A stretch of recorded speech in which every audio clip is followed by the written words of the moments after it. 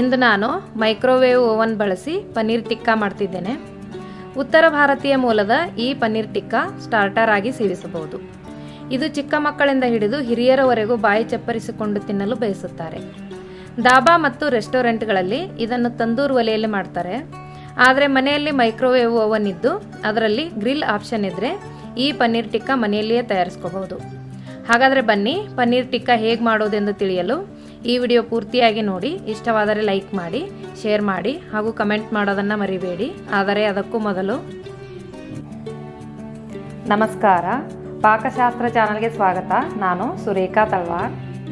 ನಮ್ಮ ಚಾನಲ್ಗೆ ಸಬ್ಸ್ಕ್ರೈಬ್ ಮಾಡಿಲ್ಲ ಅಂದರೆ ದಯವಿಟ್ಟು ಸಬ್ಸ್ಕ್ರೈಬ್ ಮಾಡಿ, ಹಾಗೆ ಪಕ್ಕದಲ್ಲಿರೋ ಬೆಲ್ಲೈಕನ್ ಪ್ರೆಸ್ ಮಾಡಿ. ಬೆಲ್ಲೈಕನ್ ಪ್ರೆಸ್ ಮಾಡೋದ್ರಿಂದ ನಮ್ಮ ಹೊಸ ವಿಡಿಯೋಗಳ ನೋಟಿಫಿಕೇಶನ್ ನಿಮಗೆ ಬರುತ್ತೆ. ಪನ್ನೀರ್ ಟಿಕ್ಕಾ ಮಾಡೋ ವಿಧಾನ: ಅರ್ಧ ಬಟ್ಲಷ್ಟು ನಾನು ಗಟ್ಟಿ ಮೊಸರು ತೊಗೊಂಡಿದ್ದೀನಿ. ಇದು 1/4 kg ಪನ್ನೀರ್ಗೆ 1-2 ಟೇಬಲ್ ಸ್ಪೂನಷ್ಟು ನಾನು ಕಡಲೆಬೇಳೆ ಹಿಟ್ಟು ತೊಗೊಂಡಿದ್ದೀನಿ. ಇದು ಧನಿಯಾ ಪುಡಿ ಮತ್ತು ಚಾಟ್ ಮಸಾಲ ಅರ್ಧ ಟೇಬಲ್ ಸ್ಪೂನಷ್ಟು ತೊಗೊಂಡಿದ್ದೀನಿ. ಇದು ಜೀರಿಗೆ ಪುಡಿ, ಅರಿಶಿನ ಪುಡಿ, ಗರಂ ಮಸಾಲ ಮತ್ತು ಪೆಪ್ಪರ್ ಪೌಡ್ರ್ ಎಲ್ಲ ಅರ್ಧ ಟೇಬಲ್ ಸ್ಪೂನಷ್ಟು ತೊಗೊಂಡಿದ್ದೀನಿ. 1 ಟೇಬಲ್ ಸ್ಪೂನಷ್ಟು ಅಚ್ಚ ಖಾರದ ಪುಡಿ, ರುಚಿಗೆ ತಕ್ಕಷ್ಟು ಉಪ್ಪು ಹಾಕ್ತಾ ಇದ್ದೀನಿ. 1 ಟೇಬಲ್ ಸ್ಪೂನಷ್ಟು ನಾನು ಶುಂಠಿ ಬೆಳ್ಳುಳ್ಳಿ ಪೇಸ್ಟ್ನ ಹಾಕ್ತಾ ಇದ್ದೀನಿ. ಕಾಯಿಸಿರೋ ಎಣ್ಣೆ ಒಂದು ಅರ್ಧ ಟೇಬಲ್ ಸ್ಪೂನಷ್ಟು ಸಾಕು. ಹುಳಿಗೆ ನಾನು ಒಂದು ಅರ್ಧ ನಿಂಬೆಹಣ್ಣ ರಸ ಮಾಡಿ ಹಾಕ್ತಾ ಇದ್ದೀನಿ. ನೋಡಿ, ಇದನ್ನ ಸ್ಪೂನಲ್ಲಿ ಚೆನ್ನಾಗಿ ಮಿಕ್ಸ್ ಮಾಡ್ಕೋಬೇಕು. ನೋಡಿ, ಈಗೆಲ್ಲ ಮಿಕ್ಸ್ ಆಯಿತು. ಒಂದು ಕ್ಯಾಪ್ಸಿಕಮ್ನ ನಾನು ಕ್ಯೂಬ್ಸಾಗಿ ಕಟ್ ಮಾಡಿದ್ದೀನಿ, ಅದನ್ನು ಹಾಕ್ತಾ ಇದ್ದೀನಿ. ಒಂದು ಈರುಳ್ಳಿ, ಅದು ಸಹ ಕ್ಯೂಬ್ಸ್ ಕಟ್ ಮಾಡಿ ಹಾಕ್ತಾ ಇದ್ದೀನಿ. ಒಂದು ಟೊಮ್ಯಾಟೊ. ನೋಡಿ, ಇದನ್ನೆಲ್ಲ ನಾವು ಮಸಾಲೆ ಹತ್ತೋ ಥರ ಮೊದಲು ಮಿಕ್ಸ್ ಮಾಡ್ಕೋಬೇಕು. ಇದ್ರ ಜೊತೆಗೆ ಪನ್ನೀರ್ ಹಾಕಂಗಿಲ್ಲ. ಪನ್ನೀರ್ ಜೊತೆಗೆ ತೀರಾ ಹಿಂಗೆ ಜೋರಾಗಿ ಮಿಕ್ಸ್ ಮಾಡಿದ್ರೆ ಪನ್ನೀರ್ ಕಟ್ ಆಗೋ ಚಾನ್ಸಸ್ ಇರುತ್ತೆ. ಹಾಗಾಗಿ ಲಾಸ್ಟಲ್ಲಿ ಪನ್ನೀರ್ ಹಾಕ್ಬಿಟ್ಟು ನಾನು ನಿಧಾನಕ್ಕೆ ಇದನ್ನು ಮಿಕ್ಸ್ ಮಾಡ್ತಾ ಇದ್ದೀನಿ. ನೋಡಿ, ಪನ್ನೀರ್ಗೆ ಮಸಾಲೆ ಹತ್ತೋ ಥರ ನಿಧಾನಕ್ಕೆ ನಾವು ಮಿಕ್ಸ್ ಮಾಡ್ಕೋಬೇಕು. ಇದೆಲ್ಲ ಮಿಕ್ಸ್ ಆಯ್ತು. ಈಗ ಇದನ್ನು ಮುಚ್ಚಳ ಮುಚ್ಚಿ ಒಂದು ಅರ್ಧ ಗಂಟೆ ಇದನ್ನು ಮ್ಯಾರಿನೇಟ್ ಮಾಡೋದಕ್ಕೆ ಇಡಬೇಕಾಗತ್ತೆ. ನೋಡಿ, ಈಗ ಅರ್ಧ ಗಂಟೆ ಆಗಿದೆ.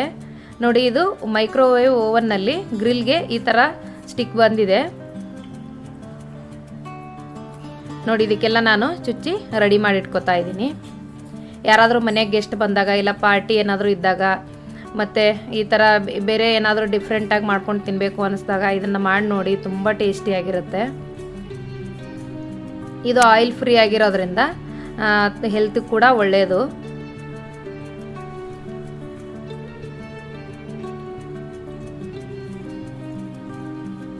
ನೋಡಿ, ಈಗ ನಾನು ಈ ಗ್ರಿಲ್ಗೆ ನಾನು ಪೂರ್ತಿಯಾಗಿ ಈಗ ರೆಡಿ ಮಾಡಿಟ್ಕೊಂಡಿದ್ದೀನಿ.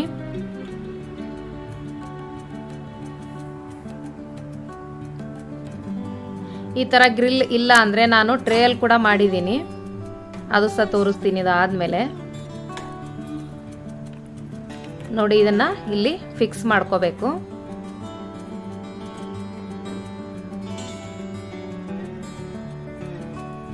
ನೋಡಿ, ಈಗ ಫಿಕ್ಸ್ ಆಯಿತು. ಮೈಕ್ರೋವೇವ್ ಓವನ್ನಲ್ಲಿ ಯಾವ ಥರ ಮಾಡೋದು ಅಂತ ಹೇಳ್ತೀನಿ. ತಂದೂರ್ ಸೇ ಅಂತ ಒಂದು ಬಟನ್ ಇರುತ್ತೆ, ಅದನ್ನು ಪ್ರೆಸ್ ಮಾಡಿ TS9 ಅಂತ, ಇದು ತಂದೂರ್ಗೆ ಈ ನಂಬರು. ಸ್ಟಾರ್ಟ್ ಮಾಡಿದ್ರೆ ಸ್ಟಾರ್ಟ್ ಆಗುತ್ತೆ. ನೋಡಿ, ಈಗ ಒಳಗಡೆ ಕುಕ್ ಆಗ್ತಾ ಇದೆ.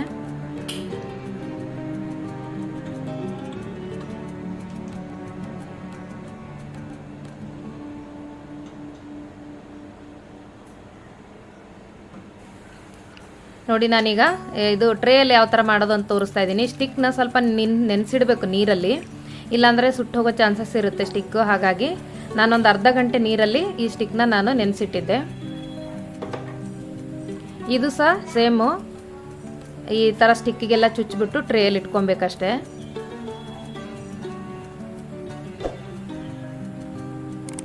ಮಕ್ಕಳಿಗಂತೂ ತುಂಬ ಇಷ್ಟ ಆಗುತ್ತೆ.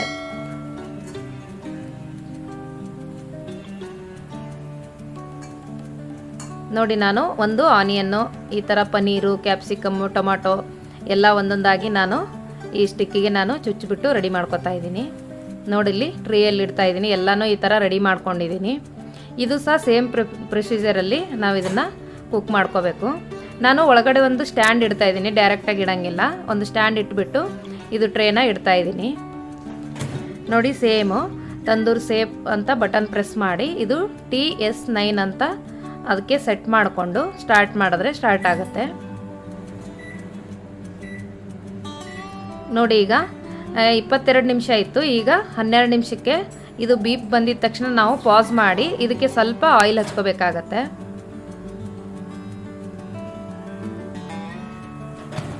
ಆಯಿಲು ಅಥವಾ ತುಪ್ಪ ನಿಮ್ಮ ಆಪ್ಷನ್ನು, ಯಾವುದಾದ್ರೂ ಹಚ್ಕೋಬಹುದು. ನೋಡಿ ಈ ಥರ 2 ಸೈಡ್ ನಾವು ತಿರುಗಿಸ್ಕೊಂಡು ಸ್ವಲ್ಪ ಆಯಿಲು ಅಥವಾ ತುಪ್ಪ ಹಚ್ಚಿ, ಬೆಣ್ಣೆ ಇದ್ರೆ ಬೆಣ್ಣೆ ಕೂಡ ಹಚ್ಕೊಳ್ಳಿ, ಚೆನ್ನಾಗಿರುತ್ತೆ. ಈಗ ಮತ್ತೆ ಇಟ್ಟು ನಾವು ಸ್ಟಾರ್ಟ್ ಮಾಡಬೇಕು. ನೋಡಿ ಈಗ ಪೂರ್ತಿಯಾಗಿ ಫ್ರೈ ಆಗಿರುತ್ತೆ. ನೋಡಿ ಎಂಡಾಯಿತು.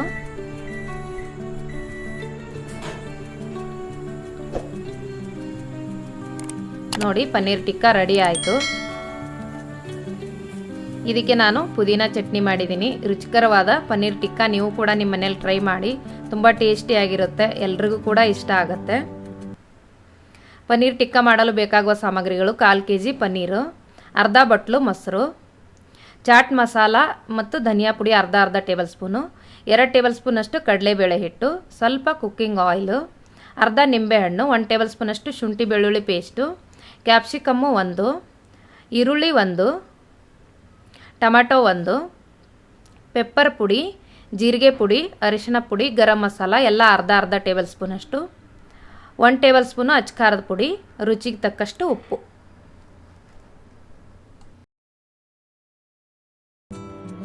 ಈ ವಿಡಿಯೋ ನಿಮಗೆ ಇಷ್ಟವಾದರೆ ಲೈಕ್ ಮಾಡಿ, ಶೇರ್ ಮಾಡಿ, ಸಬ್ಸ್ಕ್ರೈಬ್ ಮಾಡಿ, ಹಾಗೆ ಪಕ್ಕದಲ್ಲಿರೋ ಬೆಲ್ ಐಕನ್ ಪ್ರೆಸ್ ಮಾಡಿ. ಧನ್ಯವಾದಗಳು.